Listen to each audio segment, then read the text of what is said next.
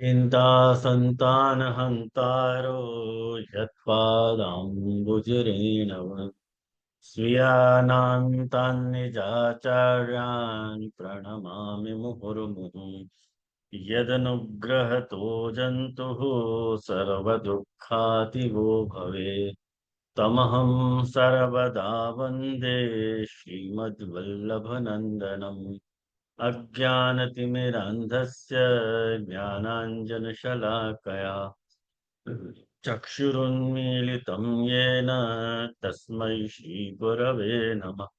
नमामि हृदये शेषे लीलाक्षीराब्धिशायनम् लक्ष्मीसहस्रलीलाभिः सेव्यमानं कलानिधिम् चतुर्भिश्च चतुर्भिश्च चतुर्भिश्च त्रिभिस्तथा षड्भिर्विराजते योऽसौ पंचधा हृदये मम।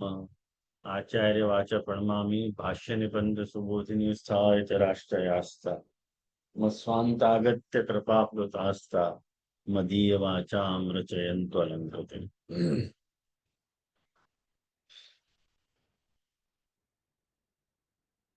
आज के सत्र में उपस्थित सबन को हार्दिक स्वागत। और आज अपन पृष्वा को कल्याण राय जी को शेष भाग देखेंगे। और देवाद्युपासनोद्भूता पृष्वा भूमेरिव उत्कता साधनादि प्रकारेण नवदा भक्ति मार्ग। ये तो अपना आयो ही नहीं, खाली अपनो इतनो चल रहे हो है कि देवाद्युपासनोद्भूता पृष्वा भूमेरिव उत्कता। पृष्वा जो ओस के बिंदु हैं, तुषार जल बिंदु हैं, उनके समान जो है ये वक्ता इनको भाव है, ये बताए हुए। और आज के में ये अपन ने पिछली बार अपन ने यहाँ तक देखी थी कि ये अपनी ही चाहना करने वाले हैं, देवाद्युपासनोद्भूता। मैंने इनको इनको जो मेन कैरेक्टर है, मैंने आपको पिछली बार भी बताई थी ये बात कि इनको जो मेन कैरेक्टर है कि मने देव कोई और है और कथा कोई और की है। तो या के लिए ये जमीन पे पैदा भय हैं, जमीन मेसु पैदा नहीं भय। मतलब वाह हिसाब से इनकी भाव अपन ने पहले भी देखी थी ये बात। तो या हिसाब से जो है अपन कल्याण राय जी की अतएव श्री भागवते, वहां से अपन यहाँ की पंक्ति देखना बाकी है। तो अतएव श्री भागवते मदभक्त पूजाभ्यधिका तुलयाम लवेनापि न स्वर्गम न पुनर्भवम। तो देखो भागवत जी तैयार रखियो सब उद्धरण देखने के लिए, कहीं कि कुल मिला के 6 उद्धरण यहाँ में या पैसेज में 6 उद्धरण आ रहे हैं। तृतीय स्कंद में सु, षष्ठ स्कंद में सु, द्वितीय स्कंद में सु, एकादश स्कंद में सु, प्रथम स्कंद में सु और तृतीय स्कंद सु। इतने सारे उद्धरण को देख करके कल्याण राय जी अपनी बात समझाना चाह रहे हैं या के लिए। तो आप लोग ये बात जरा ध्यान से आप देखो कि मदभक्त पूजाभ्यधिका, ये जो श्लोक है ये सीधो एकादश स्कंद को श्लोक है। तो आप लोग एकादश स्कंद निकालो। एकादश स्कंद को जो है वो 19वां अध्याय।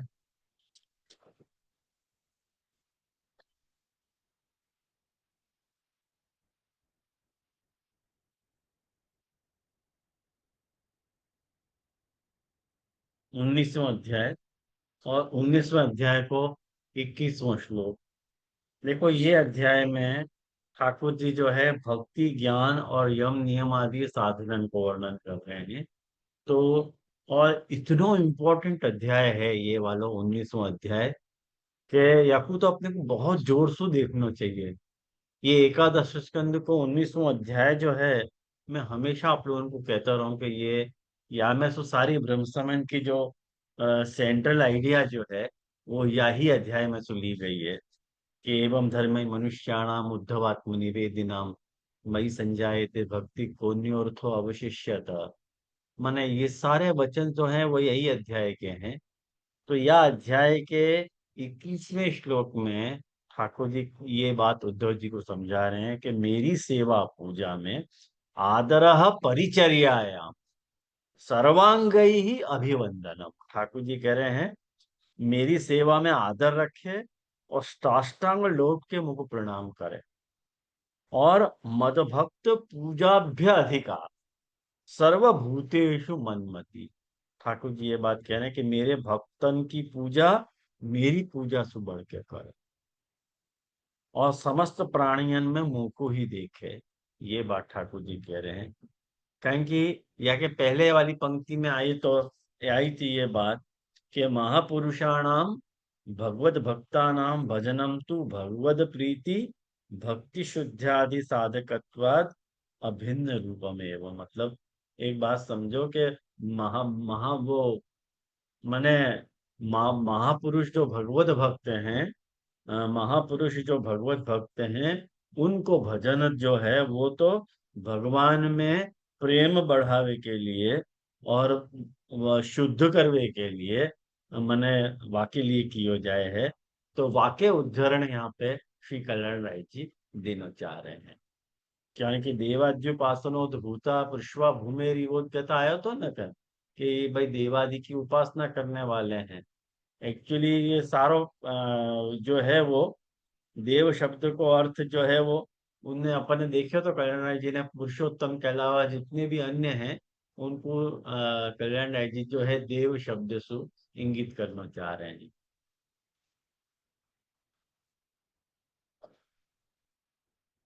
तो ये वाक्य बात जो है तुलयाम लवे नापी न स्वर्गम न पुनर्भवम। ये जो श्लोक है भगवत संगी संगस्य मर्त्यानाम किमुताशीष, ये जो है प्रथम स्कंद को श्लोक है। आप देखो तो प्रथम स्कंद को 18वां अध्याय और 13वां श्लोक। प्रथम स्कंद को 18वां अध्याय और 13वां श्लोक। यह श्लोक में क्या कह रहे हैं? यह श्लोक में देखो तुलयाम लवेनापि न स्वर्गम न पुनर्भवम। ठाकुर जी ये बात मैंने ये सूत जी ये बात कह रहे हैं कि भगवत प्रेमी भक्तन के लव मात्र के संग सु, लव मात्र मतलब क्षण मात्र के संग सु स्वर्ग और मोक्ष की भी तुलना नहीं करी जा सके है। फिर मनुष्यन के तुच्छ भोगन की तो बात ही क्या है, ये कह रहे हैं। मर्त्या नाम किम होता है शीशा, ये बात कह रहे हैं।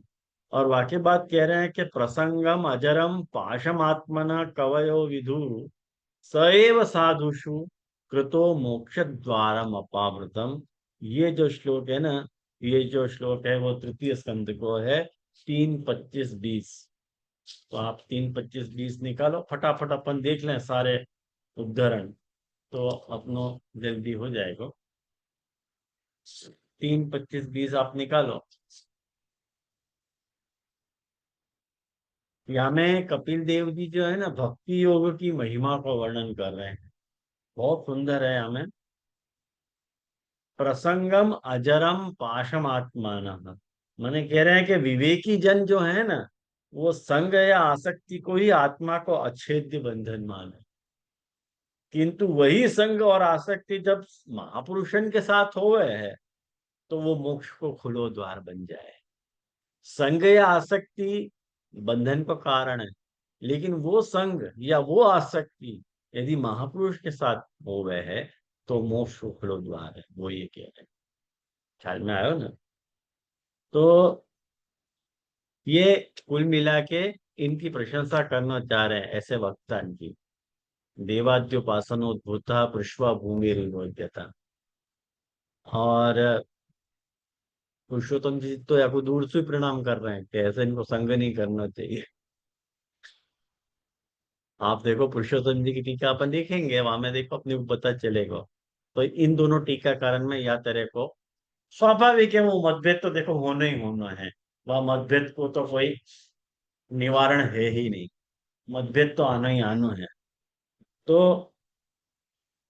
वाक्य बात देखो, सताम प्रसंगान मम वीर संविद। ये जो श्लोक है ना, ये भी तृतीय स्कंद के 25वें अध्याय को 25वां श्लोक है। सताम प्रसंगान, देखो नीचे ही, वाक्य नीचे ही। सत्पुरुषन के समागम सु मेरे पराक्रम को यथार्थ ज्ञान कराने वाली तथा हृदय और कानन को प्रिय लगने वाली कथाएं होती हैं। उनका सेवन करने से शीघ्र ही मोक्ष मार्ग में श्रद्धा प्रेम और भक्ति का क्रमशः विकास होगा। मतलब श्रद्धा प्रेम और भक्ति को क्रमशः विकास होगा ऐसे महापुरुषन के संगन सो, जो देवाद्युपासन और भूत पुष्पा भूमि रिवोदकता वाले हैं, ऐसे वास्तु बता रहे। और न तथा ही भगवान राजन पूयेत तप आदि भी।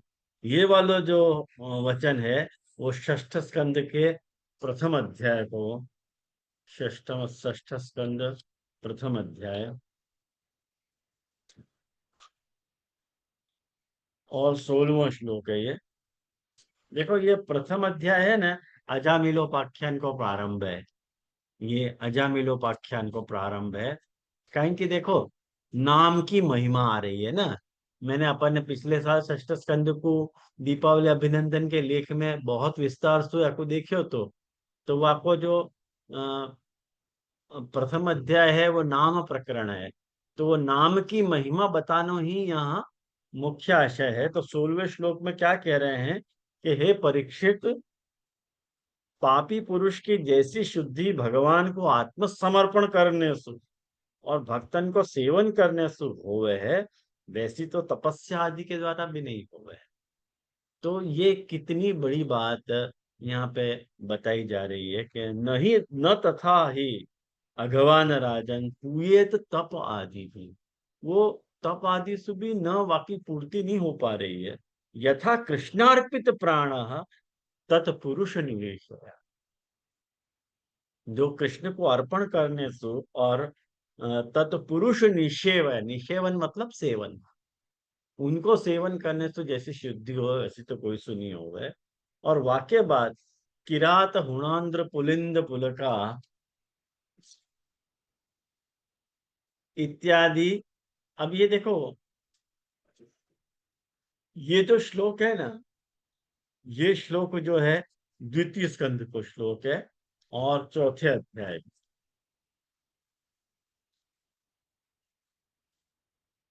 वो बहुत, द्वितीय स्कंद को चौथा अध्याय,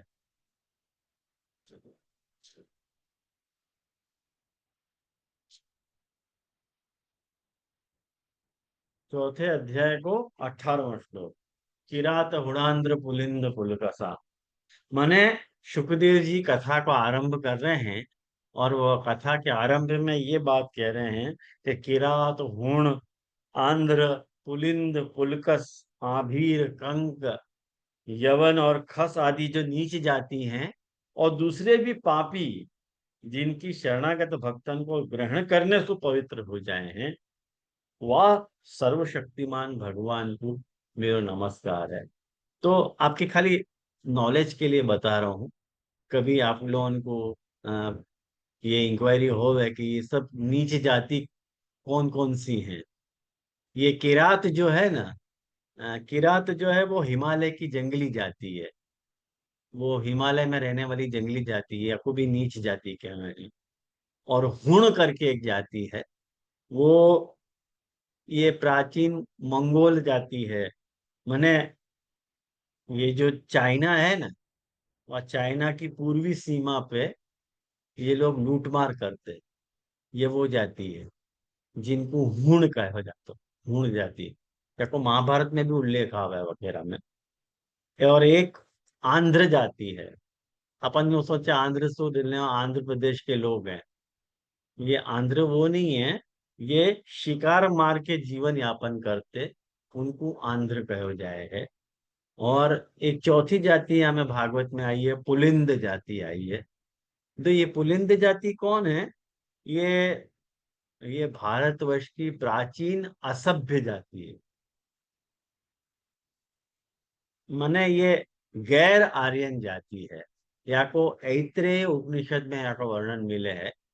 आप लोग ऐत्रेय उपनिषद देखोगे तो वहां में या पुलिंद जाति को उल्लेख आया हुआ है। ये सब मतलब हीन जाति हैं। ये जाति भी यदि भगवत भक्त को संग करें तो उनको उद्धार हो सके, ऐसा भागवत कहना चाहिए। तो कितनी बड़ी ये या की महिमा है भगवत भगवदियन के संग की। और एक आभीर जाति है। आभीर जाति जो है ना, एक बात समझो, ये आसमंतात भीर माने जो भय पैदा करने वाली जाती है, भय अच्छी तरह से, जो हर तरफ भय उत्पन्न करे। एक्चुअली ये असली क्षत्रिय है ये लोग। आभीर, आभीर सु अहीर आभीर सु बनो है शब्द, ये आपको अपभ्रंश है। तो ये लोग असली क्षत्रिय हैं। और वाके बाद एक कंक जाति है। आभीर कंक, पुलकसा रह गया ना। पुलकस क्या है? पुलकस जाति जो है ना, वो ऐसी जाति है, सांकर जाति है। मतलब ब्राह्मण पुरुष और क्षत्रिय स्त्री के मिलन से जो पैदा हो रही है जो जाति, वाको पुलकस जाति कहा जाए। माने स्त्री स्त्री जो है क्षत्रिय है और पुरुष जो है वो ब्राह्मण हो है, तो वो पुलकस जाति, पुलकस जाति बाकी कही जाए, मिश्र जाति है। बाकी बात, कंक जो जाति है, वो कंक जाति जो है वो ऐसी हो है। कंक जाति क्या तो, हाँ, कंक जाति है कि वो जो अब्राह्मण होते भाई भी, मैंने स्वयं को ब्राह्मण कह रहे, वाकू कंक कह जाए। ये युधिष्ठिर कंकी बनो तो वहां पे राजा विराट के वहां पे देखो, आप वाकू नाम कंकी है तो याद हो आपको तो, अपने आप को कंक मैं कंक हूं करके आगे से पंखी बने तो। कंकी बनो तो। अब वाके बाद एक यवन, यवन जाति है। यवन कौन सी जाति है? कि यूनानी जाति है, ग्रीक में। माने गांधार देश को, गांधार देश की सीमा, गांधार क्या आयो, ये अफगानिस्तान में आयो। आज को मैंने शकुनी अफगानिस्तान को है, यूं को तो चले। तो मैंने गांधार प्रदेश की सीमा पे ये यूनानी जाति रहती। तो ये भी हीन पिछड़ी हुई जाति है ये भी। और एक खस नाम की जो जाति है, खस जाति कैसी है कि ये नेपाल, उत्तराखंड, जम्मू और हिमाचल प्रदेश वासी हैं। ये भी, ये माने ये भी पिछड़ी भई जाति है इन लोगों की। इनको भी कुछ माने सम्यक विकास नहीं भयो। और एक्चुअली ये लोग क्षत्रिय हैं। खस जाति के लोग क्षत्रिय हैं। और खस नाम की भाषा भी है, आपको ध्यान हो तो, नहीं मालूम है तो बता दूं मैं आपको। खस नाम के इन लोग खस भाषा बोले। स्वप्न को तो पता भी नहीं है कि खस नाम की भाषा भी हो। कौन तो खस के नाम तो खस को अतर जाने है, खस भाषा हो ये अपने को पता भी नहीं है। तो खस, ये इतनी सारी जो जाति हैं कि किरात हुणांध्र पुलिंद पुलकसा, आभीर कंक यवना खसादे, येन्य च पापा यदुपाश्रया, यदुपाश्रयाश्रया शुद्धंति तस्मै प्रभविष्णवे नमः। तो बहुत बड़ी महिमा को ख्यापन यहाँ पे सत्संग को सत्पुरुषन के द्वारा वाह को यहाँ पे उल्लेख आ रहे है। और वाके बाद इन सब उद्धरण सु कल्याण जी ये कहना चाह रहे हैं कि पित्रादि सेवाया स्वर्गादि साधकत्वात् न भगवत फल साधकत्व। लेकिन अंत में, अंत में अंत तो गत्वा, भले इनको संग करो, लेकिन इनको संग करने से जो है स्वर्गादि साधकत्वात्, वो तुमको स्वर्ग की माने स्वर्ग की, स्वर्ग के फल को प्राप्त करने में ये सहायक होएगो। भगवत फल को सिद्ध करने में सहायक नहीं। ख्याल में आयो ना? ये इनमें थोड़ी ड्रॉबैक है। इन लोगों में, पुरुषवा वाले भक्तान में। तो ये अपने को देखना चाहिए। यानी ये कल्याण जी आज्ञा करें कि अतएव गीताया ये भी अन्य देवता भक्ता इत्यत्र, ये भी अन्य देवता भक्ता जो है वो गीता जी को जो है वो 9वें अध्याय को जो है वो, एक बात समझो, 9वें अध्याय को 23वां श्लोक, माने वहां पे ठाकुर जी 9वें अध्याय में अन्य देवताओं की उपासना को भी जो है प्रकारांतर से अविधि पूर्वक अपनी उपासना बतला रहे हैं ठाकुर जी वहां पे। ये बात इन श्लोकन में ठाकुर जी अर्जुन को बता रहे हैं कि ये भी अन्य देवता भक्ता यजते श्रद्धयान्विता तेपि मामैव कौन्तेय यजन्ते अविधि पूर्वकम। तो ठाकुर जी क्या आज्ञा कर रहे हैं कि हे अर्जुन, यद्यपि श्रद्धा सुयुक्त जो सकाम भक्त दूसरे देवताओं को पूजे हैं वो भी मुंह को ही पूज रहे हैं, लेकिन उनको वो पूजन अविधि पूर्वक अर्थात अज्ञान पूर्वक। लोग ये समझ लेना, जैसे बहुत सारे लोगों के मन में ये भ्रांति रहे कि यदि सब देवताओं को यजन अथवा पूजन, यदि कृष्ण को ही यजन या पूजन है तो फिर अन्य देवताओं की उपासना करने को इतनी हाय तौबा क्यों मचाई जा रही है। यदि मैं अन्य देव को वजन कर रहा हूँ, ठाकुर जी क्या कह रहे हैं कि ये भी अन्य देवता भक्ता यजते श्रद्धयान्विता ते भी मामैव, वो मेरो ही भजन कर रहे हैं। अतः जब आपको ही भजन कर रहे हैं तो आपको इतनी आपत्ति क्यों है, क्यों? तो उनको भजन करने दो ना, अन्य देवताओं को भजन आप क्यों नहीं करने दे रहे हो? तो वहां पे ठाकुर जी ये समाधान बता रहे हैं कि नहीं, वो उनको यजन अविधि पूर्वक, खुद ठाकुर जी ये बात आज्ञा कर रहे हैं। बहुत सारे लोग आज की डेट में भी शास्त्रादि मत को माने नहीं है, अपने अपने मन की सब चला है कि नहीं ये कर लें वो कर लें, ये भी कर लें चलेगा वो भी कर लें, सब एक जैसे ही तो है, सब ठाकुर जी को ही तो है, सब ठाकुर जी में ही जा रहा है, या ले अलग से करने की क्या जरूरत है? तुम लोगों को बहुत अपने मन की आपत्ति है, तुम लोगों को बहुत अपने मन को प्रकार है पूजन। बहुत सारे लोग यहाँ पे नहीं, परदेश में भी कितने वैष्णव हमसे पूछे ये बात। अभी भी मैं जूनागढ़ गया तो वहां पे कुछ वैष्णव ये प्रश्न पूछ रहे थे कि भाई कृष्ण की यात्रा सो अनन्यता सो पूजन करने को, करने की आवश्यकता क्या है, क्यों जरूरी है? यदि सब देवता अंत तो गत्वा, जैसे सब नदियां सागर में ही मिल रही हैं, तो यदि हम नदी को ही भजन करें तो आपत्ति क्या है यार? ये माने अन्य देवताओं को यदि यजन करें तो क्यों आपत्ति हो रही है? तो बात तो सच्ची है, बात तो सच्ची है कि सब में कृष्ण को रूप होते हुए भी लौकिक में जो भेद गिने गए हैं उन भेद के हिसाब से तो सारा मसला डिसाइड हो है ना। ठाकुर जी नहीं भेद डिसाइड कर रहे हैं ना कि सब कृष्णात्मक होते हैं, अपन कृष्णात्मक नहीं है क्या? सारा जगत कृष्णात्मक नहीं है, फिर जगत को जगतवत व्यवहार क्यों हो गए, कृष्णवत व्यवहार क्यों नहीं? ये सब बातें भी तो आएंगी ना बाद में।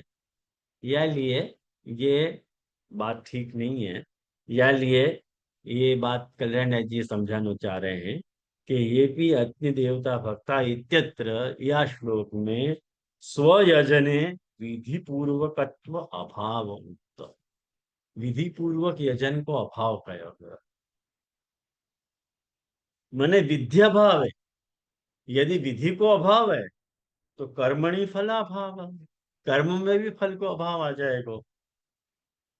कर्म कर्मणि फलाभाववद अत्रापि भगवत फलम न भवति, इनको भगवत फल नहीं मिलेगा, इति आशय है ना। ये ठाकुर जी को वहां पे आशय है।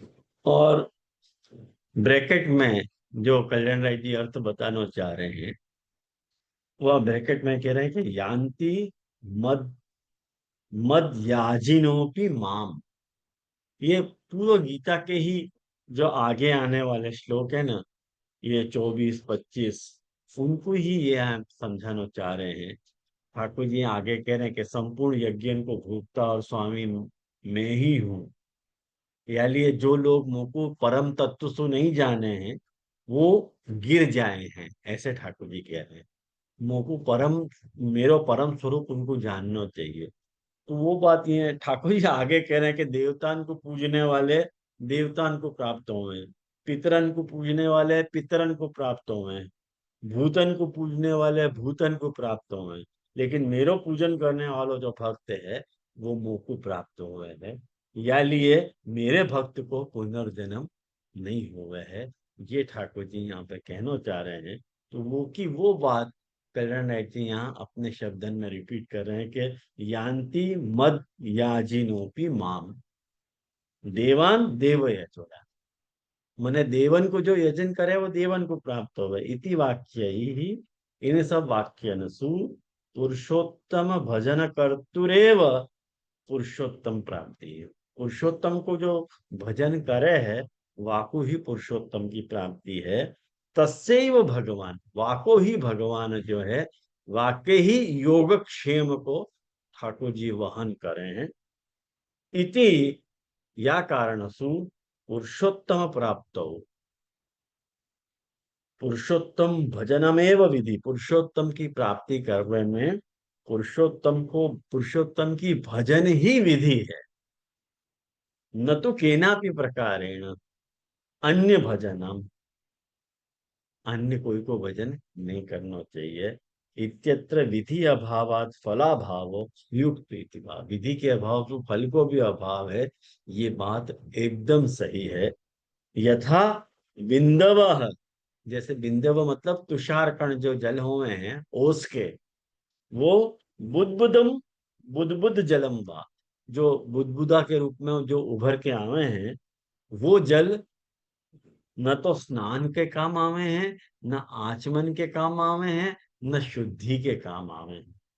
ऐसो है, न स्नान आचमन पानादि भी शुद्धि तृप्ति आदि साधकम तथा एतेषाम भावों की, ऐसे ही इनको भाव भी जो है शुद्धादि को साधक नहीं है। तो अंत तो गत्वा कल्याण राय जी भी इनके संग करवे के खिलाफ है। ये इनको खाली स्वरूप बताया कल्याण राय जी ने, कि जो प्रश्वा टाइप के जो वक्ता हुए हैं, उनको मूल स्वरूप कैसे हो गए है, ख्याल में आओ ना। वो उन्हें खाली इतनो बताया, बाकी कुछ उनको यहाँ पे कल्याण राय जी को और कुछ आशय यहाँ नहीं है, कि भाई देवादि की उपासना करने के कारण उनमें यह तरह की क्वालिटी आई है। बाकी और वो देव को ही यजन कर रहे हैं, पुरुषोत्तम को तो यजन करे नहीं है, या लिए उनको वहां प्रकार को फल है। और अपन तो पुरुषोत्तम के मन भक्त हैं, या लिए अपन को इनको फॉलो करने की आवश्यकता नहीं। तो ये कुल मिला के पुरुषों वाले वक्ता को अपन भाव देखो। अब जो है पुरुषोत्तम जी को भाव अपन देख लें।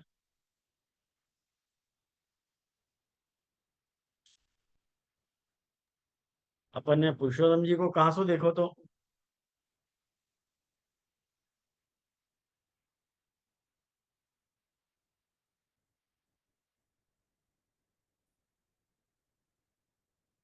पद शब्द तक हो गया था। ये अपन ने निहारेण प्रावृत्ता देख लियो तो ना, हाँ, देख लियो तो ना पुरुषोत्तम जी को। पद शब्द वाला हो गया था पैरा दे दो। अच्छा अच्छा, माने इनको 15वां भाव इनको देखना हो तो पहले हाँ अपन उनको ही देख, हाँ, इनका भी अपन पहले अपन कल्याण राय जी को ही देखें। चलो बैक टू पवेलियन। पंचदशम भाव माहु साधनादि प्रकारेण, साधनम आदि ही फलात् यस्मिन् प्रकारे तेन प्रकारेण नवधा भक्तिरेव मार्गो भगवत प्राप्ति साधनम, तस्मात् क्रमेण प्रेम पूर्त्या स्फुरन्तो धर्मा येषां श्रवणादयो नटवेशादयो वा ते स्यन्दमाना प्रस्रवण जलतुल्य भावाः प्रकीर्तिता इत्यर्थः।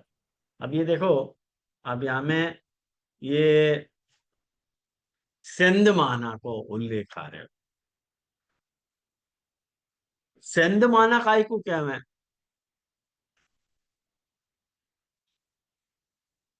स्यंदमानेभ्यः स्वाहा।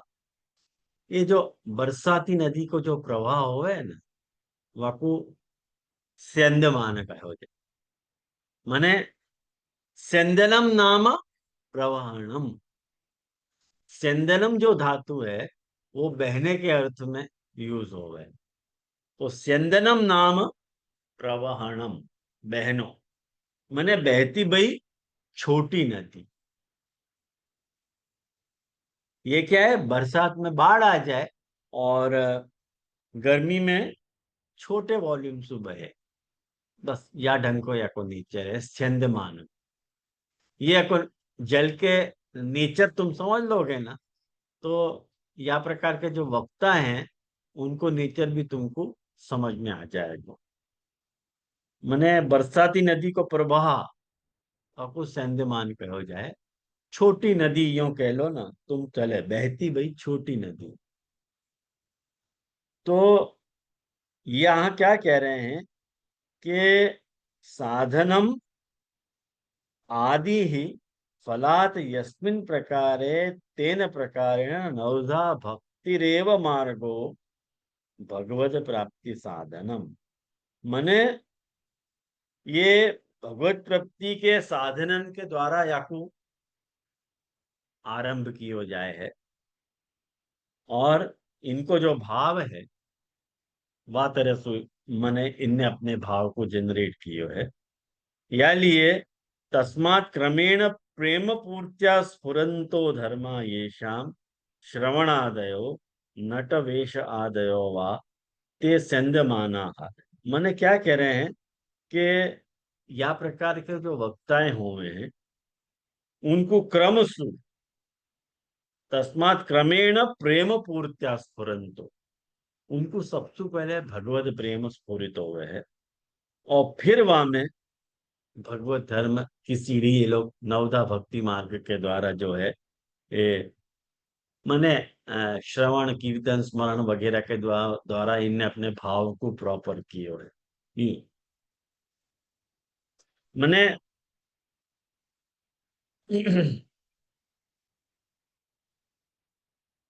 क्रमेण प्रेम पूर्त्या स्फुरंतो धर्माम येषाम, मने वो नवधा भक्ति को जो भी साधन ये लोग करे हैं वह साधनन के द्वारा इनमें सबसे पहले भगवान को प्रेम स्फुरित हो गए है, और वाके बाद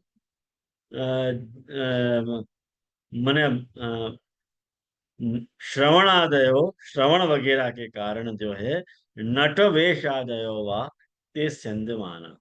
मने उनमें वह तरह को ठाकुर जी ने जो नटवेश धारण करके, नटवेश आदयो, नट वेश धारण करके जो भी लीलाएं इन ठाकुर जी ने करी, उन लीलान को इनके हृदय के अंदर प्रवहन होवे लग जाए, वह अर्थ में ये संध माना है।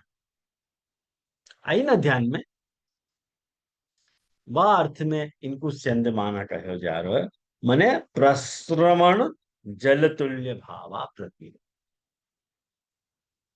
मतलब जो भी ठाकुर जी की जो भी लीलाएं हो हैं, जो दशम स्कंध में बताई गई हैं ठाकुर जी की बाल लीलाएं वगैरह जितनी भी, उन उन सारी लीलाओं के कारण इनमें वो भगवत लीला को आवेश तरह से प्रकट हो गए हैं, वो लीलाएं इनके अंदर स्फुरित होती रहे। तो आगे कल्याण जी यूं समझा रहे हैं कि भक्ति मार्ग में मर्यादया भगवद अंगीकारा अकामोपहत ही अखिल वर्णाश्रम धर्म ही सत्वशुद्धो भगवत भक्ति रेव पुरुषार्थ इति। देखो एक बात समझो कि भक्ति मार्ग में जो है ठाकुर जी हैं, वो क्या करें हैं कि मर्यादया भगवत अंगीकार, माने ठाकुर जी जो है मर्यादा सु जीव की अंगीकृति डिसाइड हो गए है। या लिए कामोपहत ही, कामोपहत मतलब निष्काम भाव, कामसु अपहत हो जाना, निष्काम भाव सु अखिल वर्णाश्रम धर्म ही, जो निष्काम भाव सु सरी यदि अखिल माने वर्णाश्रम धर्म को यदि ये लोग अनुसरण कर रहे हैं, वासु इनको सत्व शुद्ध हो, वाके कारण इनके सत्व की शुद्धि हो। सत्व शुद्धि मतलब इनको अंतःकरण व प्रकार से शुद्ध हो गए हैं। और भगवद भक्तिरेव पुरुषार्थ इति शास्त्रार्थ निश्चय।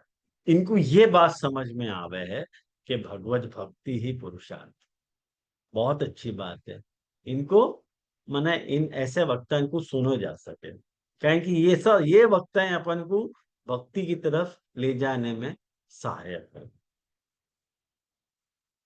शास्त्रार्थ निश्चया श्रवणादि भी ही तेषामिति भाव। मतलब श्रवण श्रवण वगैरह के कारण इनमें या तरह को भाव पैदा हुआ। ख्याल में आया ना। यदि भक्ति देवी है तो वह भक्ति के 9 प्रकार हैं। एक श्रवण है, कीर्तन है, स्मरण है, पाद सेवन है, अर्चन है, वंदन है, दास्य है, सख्य है और आत्मनिवेदन है वगैरह वगैरह। तो यथा पर्वतोपरि वृष्टि वृष्टित वृष्टि तड़ाग आदि सद्भावे प्रस्रवण जलम वर्धते तदभावे ह्रसत इति तत्सापेक्ष शुद्ध्यादि हेतुश्च तथा एतेषां भावोपि साधनानुसारी शुद्ध्यादि हेतु च इति भाव। देख बात बहुत सुंदर बता रहे हैं कि जैसे पर्वत पे यथा पर्वतोपरि वृष्टि, पर्वत पर्वतोपरि मैंने पर्वत के ऊपर वृष्टि मतलब बरसात जब आवे है तो वह बरसात के कारण वो पर्वत से बह के सीधो जल तालाब आदि वहां पे बन जाए है, वहां में इकट्ठे हो जाए। तो और तड़ाग आदि सद्भावे प्रस्रवण जलम वर्धते, जो गिरतो हुए जो जल है वो बढ़ जाए बरसात के कारण। मैंने तुमको नहीं बताया बरसात के कारण नदी को प्रवाह बढ़ जाए वगैरह, और उसके काल में सूख जाए, मतलब आपको वॉल्यूम कम हो जाए, सूखे नहीं है, आपको वॉल्यूम कम हो जाए। और तद भाव है रसत, ख्याल में आया ना। मने और मने उष्ण काल में वो घट वगैरह जाए। इति तत्सापेक्ष, तो इति तत्सापेक्षम शुद्ध्यादि हेतुश्च, माने वो शुद्धि आदि को हेतु है। शुद्धि आदि को हेतु है मतलब ऐसो जल जो है तुम शुद्धि के लिए वापर सब। ऐसो जल परवस्तु गिरते हुए जो जल है वो शुद्धि शुद्धि हो है, वापर में कोई तकलीफ नहीं है। तथा एतेषां भावोपि साधनानुसारी शुद्ध्यादि हेतु, साधन के अनुसार जो है शुद्धि आदि को हेतु है। तुम्हारे अंतःकरण को शुद्धि करेगा ऐसा भाव। जो जो या तरह सो नवदा भक्ति को अनुसरण करके तुमको भक्ति सिखा रहे हो है, ऐसे वक्ता पुष्टि मार्गी नहीं भी हो है ना, तो ऐसे पुष्टि मार्गी ऐसे वक्तांशु सुनने पे तुम्हारा भाव जो है अभक्ति भाव पूर्ण नहीं हो, इतनी गारंटी। कहें कि इनको भी यह बात की समझ तो है कि भगवान की भक्ति ही सच्चो पुरुषार्थ है। ख्याल में आया ना। इदमेव उत्तम भक्ति से, यहाँ लिए कल्याण जी कह रहे हैं कि भाई यही बात जो है ठाकुर जी ने गुसाई जी ने भक्ति अंश में कही है। कौन सी बात कही है? बहुत अच्छी बात कही है, ये बात अपन जरा अच्छी तरह से देख लेंगे कि आद्यस्तु तत्साधने भवति प्रवृत्त तथैव तदवर्ण। मतलब आद्यस्तु शुरुआत में तो तत्साधने भवति, तत्साधने भवति, तत् मतलब तत्साधने, वाको साधन, काय को साधन, भगवत प्राप्ति को साधन। ऐसो वक्ता जो है सबसे पहले भगवत प्राप्ति के साधनन में प्रवृत्त हो गए हैं। और क्यों? तो कह रहे कि तथैव तद वर्ण, ठाकुर जी ने वाही तरह से को वर्ण किया है। परंतु लेकिन स्नेहोत्पत्ति पर्यंतम विधिरेव तत्र प्रयोजकः, तद उत्पत्ति अनंतरम च रागादेव तत्संबंधी पदार्थ यतिष्यति इति विधेः अप्रयोजनकम।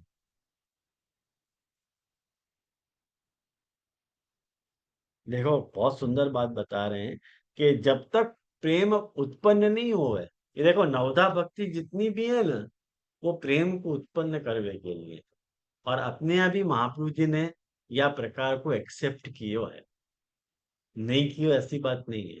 महाप्रभु जी या प्रकार को एक्सेप्ट करें, जब भी अपन कथा पक्ष को आश्रय करें, तो श्रवण कीर्तन स्मरण वगैरह को अपन क्रम से निर्वाह करें कि नहीं करें, याली अपन या को अनुसरण कर रहे हैं। तो स्नेहोत्पित पर्यंतम, स्नेह की उत्पत्ति हो तब तक जो है वो विधिरेव तत्व प्रयोजकम, माने वो विधि को फॉलो करे, भाई ऐसे करना चाहिए, वैसे करना चाहिए, वैसे करना चाहिए।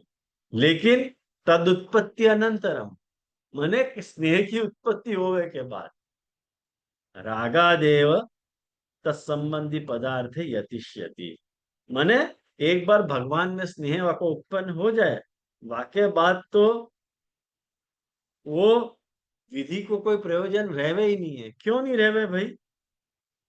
कारण कि जो है वो जो भी करे है, रागादेव तत्संबंधी पदार्थ यति में ठाकुर जी को जैसो रुचि कर आवे, वाटंसु वो वाके लिए यत्न करे, बिल्कुल अपनो। एक बात समझो, अपने भक्ति भाव से मेल खातो भाव है, ये कोई विपरीत भाव नहीं है, अच्छो ही भाव है ये। और एकादश स्कंधे च भक्ति योग पुरैवोक्त प्रीयमाणाय तेन पुनश्च कथयिष्यामि मद्भक्ते कारणम परम।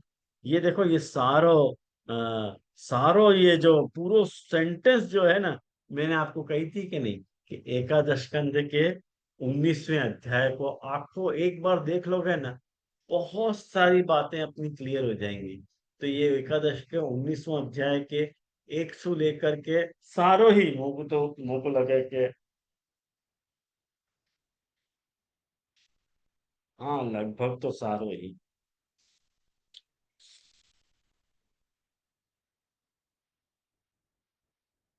लगभग पूरा अध्याय, पूरा को पूरा अध्याय जो है आपको देख लेंगे तो पूरे अध्याय को यहाँ पे कोटेशन करण जी देना चाह रहे हैं, और करके बात बता रहे हैं, या लिए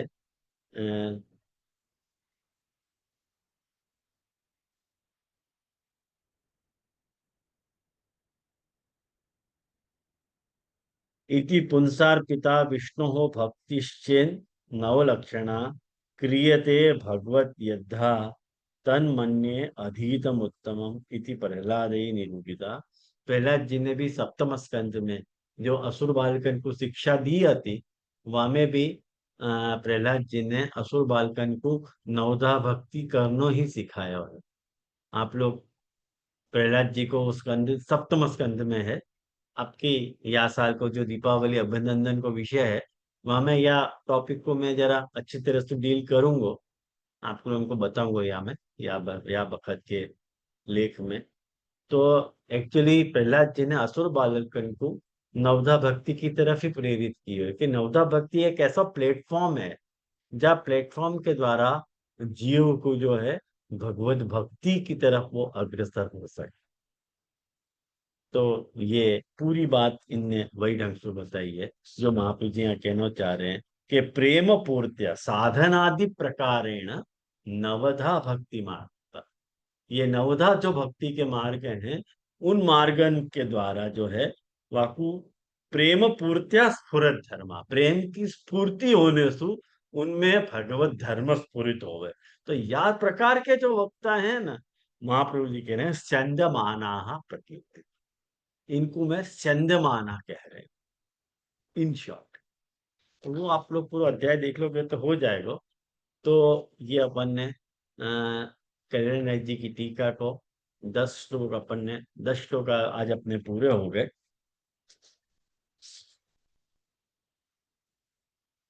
प्रेम पूर्त्या स्पंदमाना संदमाना के प्रकीर्तिता।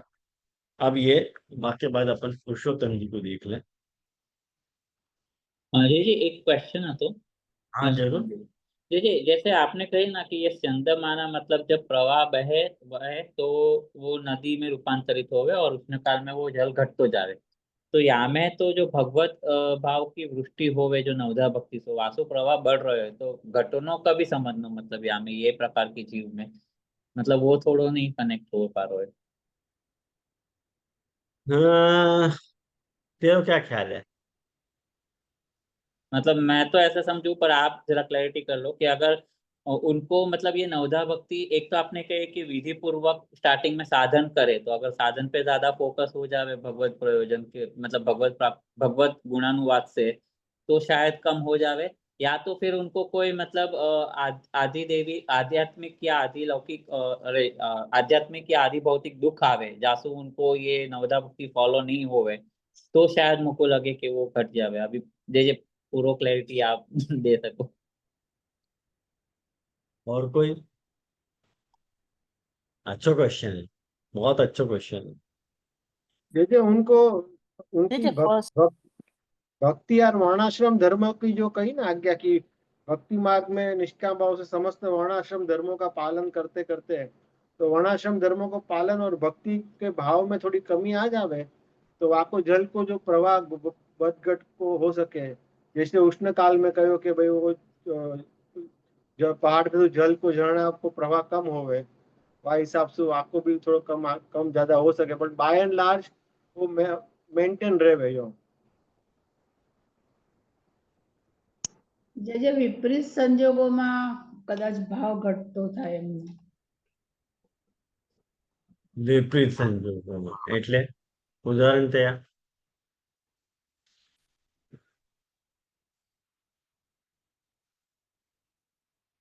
उदाहरण थया?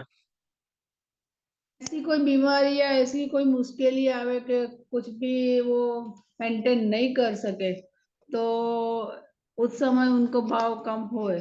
जैसे कि पर्वत से झरना आता है कंटिन्यू आता है लेकिन कभी ऐसा वातावरण हो और जो पानी कम हो जाए ऐसा हो, ऐसा विपरीत हाँ संजोग। तो मितुल यही पूछ रहे हो ना कि पानी कम हो जाने को दृष्टांत में क्या ले लेना, यही पूछ रहे हो ना मितुल? यही हाँ जी प्रश्न था ना हाँ तेरा? जी यही यही कि उनके भाव में घटो लेकिन क्योंकि वो तो निष्काम भाव से कर रहे दृष्टांत हैं। में क्या लेना? नहीं, लेकिन जे उन्होंने तो पहले कहो ना कि इन वक्ताओं का भाव भी श्रवण आदि साधनों के अनुसार घटता बढ़ता रहता है, तो उनके साधन के अनुसार घटता बढ़ता रहता है, वो तो पहले ही आएगा। बिल्कुल, एग्जैक्टली। हाँ जिग्ना क्या कह रही है? धनुष प्रणाम। जे जे आनंद जी हाँ, की बात से सहमति हो रही है। जे जे पहले ही अच्छा। बोल दियो है कि ऊपर जैसे ये डिपेंडेंसी उसी पे है श्रवण के हिसाब से। हाँ बिल्कुल सही बात है। देख मितुल, बात यही बात है कि जो एक्चुअली नीला बेन ने भी यह बात को बताया हुआ कि एक्चुअली ये श्रवण आदि के साधन में कुछ कचास रह जाए ना, मैंने वो ऊपर नीचे हो जाए, वो इतना परफॉर्मेंस इतना ब्राइट नहीं है, कभी शिथिल पड़ जाए श्रवण कीर्तन को साधन, तो वो साधन के शिथिल कर्म हो जाने पे वो भगवत धर्म की स्फूर्णा भी शिथिल हो जाए। वह ढंग से जाको एकदम स्ट्रांग नहीं है, माने वो कोर्स में नहीं है तो है। जैसे अपने यहाँ संयोग और विप्रयोग को जो चक्र है, वहां में अपने यहाँ मुझे जो कथा पक्ष है वह को निरंतर आश्रय है, और वहां नैरंतर्य नहीं है। बस ये नैरंतर्य के अभाव के कारण उनके भगवत धर्म की स्फूर्णा में भी अभाव है, वाको वहां बाटंग सुनियो को।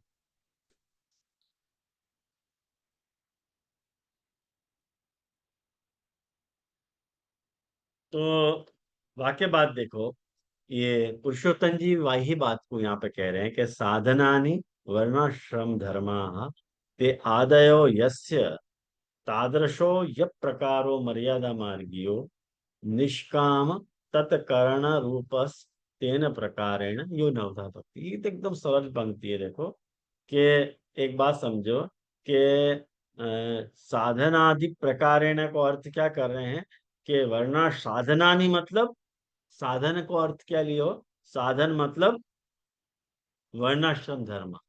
जे एक मिनट आपको हाँ लास्ट टाइम तो आपने ये देवाद्युप आसनो दूता का वो लास्ट का पेरा शायद बाकी था, मुझे लगता है पुरुषोत्तम जी का। हाँ जी, हाँ बाकी है जे पृष्वा पृष्वा तो स्वाहा वाला बाकी है जी। अतः पर पुष्पाभ्य स्वाहेति श्रुति हाँ, मनुस्मृत्य चतुर्दश जजन्यम भाव माहु देवेत्यादि वहां से बाकी है जी। 75 तक हुआ था, पुरुषोत्तम जी को बाकी है क्या? हाँ जी 75 तक हुआ था। अच्छा अच्छा, सॉरी। हाँ, तो देख लें अपन वाक्य कि अतः परम प्रश्वाभ्य स्वाहा इति श्रुतिमनुसृत्य चतुर्दशम जगन्यम भाव। माने अब प्रश्वाभ्य स्वाहा ये जो श्रुति है, वह श्रुति का अनुसरण करते हुए 14वां भाव, मतलब माने देवाद्युपासनोद्धूता पृश्वाभ्य स्वाहा को बता रहे हैं बात। तो देवादि की उपासना के कारण जो पृश्वा उद्भूत हुए हैं, प्रकट हुए हैं, पैदा हुए हैं भूमि पे, वह प्रकार के जल वाले भाव के माने वक्ता इनके समान है, पृश्वा के समान है। तो कह रहे हैं कि देवादि की उपासना का अर्थ क्या लेना? देवा मतलब श्रौता पौराणिका। देखो, दो प्रकार के देव हुए हैं, एक जो है एक श्रौत देव हुए हैं और एक जो है पौराणिक देव हुए हैं। यानी ये देखो, अपने यहाँ दो एकादशी आवे, एक स्मार्त एकादशी आवे और एक श्रौत एकादशी आवे। ये श्रौत एकादशी क्या है कि बराबर अपन के नियम से अपन चले कि भाई वो सूर्योदय के बखत ही जो है, सूर्योदय के प्रारंभ से वादिन मिति कौन सी आती, वह हिसाब से अपन एकादशी की गणना कर रहे हैं। ये श्रौत गणना का प्रकार है। जब अपन खाली एकादशी आ गई तो मिति कौन सी भी है वह को अपन एकादशी मान लो। ऐसे अपन याली अपने यहाँ दो दो एकादशी आवे, तो क्यों पहली नहीं कभी पहली माने कभी दूसरी माने, वह को कारण क्या है? तो वो श्रौत और पुराण स्मार्त एकादशी को सारा चक्कर है। ऐसे देव भी दो प्रकार के हैं कि श्रौता पौराणिकाश्च, माने श्रुति और पुराण में जो कहे गए जो देव हैं, कौन से देव? तो कह रहे हैं शिव, अग्नि, दुर्गा, गणपति आदि, प्रभृतय आदि। तो आदि शब्द है ना, आदि शब्द सु अन्य, आदि शब्द सु अन्य मतलब कौन? तो कहने के पितृ मात्र आदय, मैंने पिता माता इनको भी लेने, ये सब भी देव कैटेगरी में हो, ये इनको भी देव मानने, पिता माता को भी, और उनको पिता और उनको देव मान के भी, और तेषाम उपासनम, उनकी भी उपासना, माने स्वरूप चिंतनम सेवनम वा तेन उद्भुता उपासक ही, माने आदि शब्द सु मैंने यह पिता माता ये सब को संग्रहित कर लेने चाहिए, और इन सबन की उपासना करने के कारण और इनके स्वरूप को चिंतन या इनको सेवन करने के कारण ये जो उपासक है, वह उपासक में मैंने जो स्वयं अन्यैश्च अनुभूयमाना इति यावत् ईदृशा ये गुणाः ज्ञान बल सामर्थ्यादयः ते पृष्वा अवश्याय जन्या आपः पृष्वा इति सायण भाष्य व्याख्यातम तत्तुल्याः। मतलब ये सब जितने भी गुण हैं वाकु मने जो अनुभूत हुए हैं, वो वाकु गुण कैसे अनुभूत हुए हैं? मने खुद को भी अनुभूत हुए हैं या दूसरे को वहां में अनुभूत हुए हैं, या प्रकार को ख्याल में आयो कि स्वयं अन्यश्च अनुभूयमान, खुद को अनुभव हुए और दूसरे को वहां में अनुभव हुए हैं, या प्रकार के जो ज्ञान बल सामर्थ्य आदि जितने भी गुण हैं जो हैं, वो गुण जो प्रकट हुए हैं वो पृष्ठ कहा जाए। वो जैसे बुदबुदा जल के ओस बिंदु प्रकट हो गए ना, वह आशय में ख्याल में आयो। तो अवश्याय जन्या, अवश्याय जन्या मतलब वो अवश्याय जन्य आपह, बाको पृष्वा की परिभाषा करी गई है कि जाको मतलब जाको रोको नहीं जा सके, स्वभावतः प्रकट हो जाए, अवश्याय जन्य। जैसे बहुत ठंडी पड़े तो अपने आप प्रकट हो ही जाए ये युगा ढंग से। इति सायण भाष्य, ये तो सायण भाष्य में याद रखो आपको व्याख्यान किए गए है। तो तत्तुल्या वा जल के समान ये वक्ताएं हुए हैं। ता यथा पाषाण भूमौ पतिता, जे वो जैसे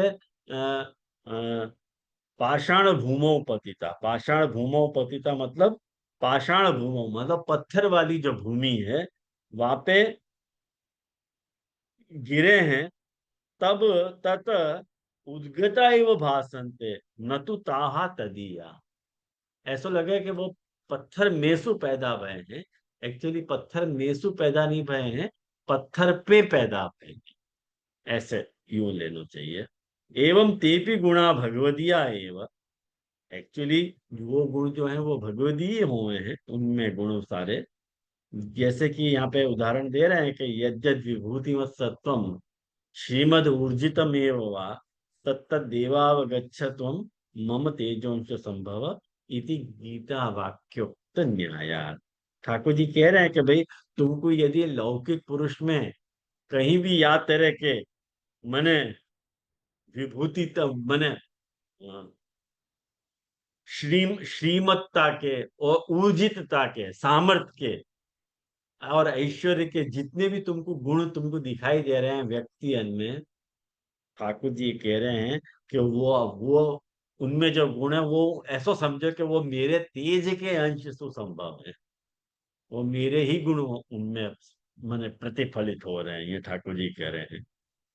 तो लेकिन ये जो उपासक हैं जिनमें ये सारे गुण प्रकट हुए हैं, पुरुषोत्तम जी बड़ी गजब की बात कह रहे हैं कि परंतु तान उपासका, ये जो उपासक हैं जिनमें ये सब सामर्थ्य प्रकट भई है, ऊर्जा माने सामर्थ्य ज्ञान बल जो इनमें प्रकट भयो है, वो उपासका स्वीयत्वेन देवीयत्वादिना भ्रमान मन्यते।